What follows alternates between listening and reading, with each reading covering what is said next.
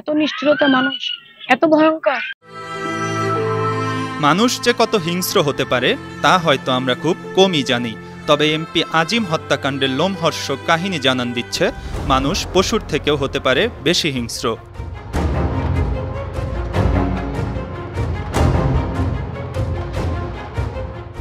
সাংসদ আজিমকে কলকাতায় হত্যার পর করা হয়েছে কয়েক টুকরো। এরপর শরীর থেকে সব মাংস করা হয়েছে আলাদা, টুকরো টুকরো করা হয় শরীরের হাড়গুলোকে। হলুদ মাখিয়ে মাংসের কিমা করে তা রাখা হয় পলিথিনে। এরপরে ফেলা হয় কলকাতা সহ ভারতের বিভিন্ন শহরে।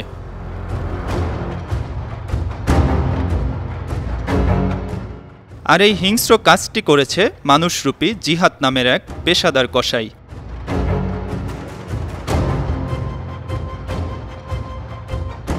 ২৪ বছর বয়সী জিহাদের বাড়ি বাংলাদেশের খুলনার দিঘলিয়া থানার বারাকপুর গ্রামে। বাবার নাম জয়নাল হাওলাদার। পশ্চিমবঙ্গ সিআইডি বলছে অবৈধভাবে মুম্বাইয়ে বাস করতেন জিহাদ।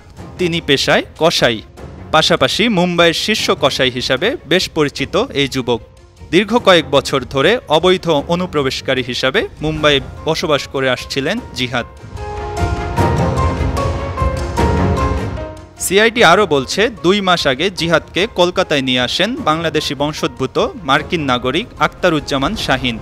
আর শাহিনের নির্দেশে ৪ জন মিলে এমপি আজিমকে নিউ টাউনের একটি ফ্ল্যাটে শ্বাসরোধ করে হত্যা করে।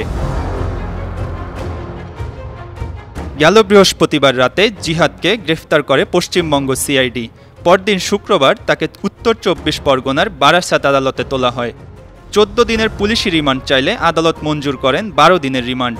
পাশাপাশি কসাই জিহাদকে নিয়ে এমপি আজিমের মরদেহের অংশগুলো উদ্ধারে চালানো হচ্ছে অভিযান।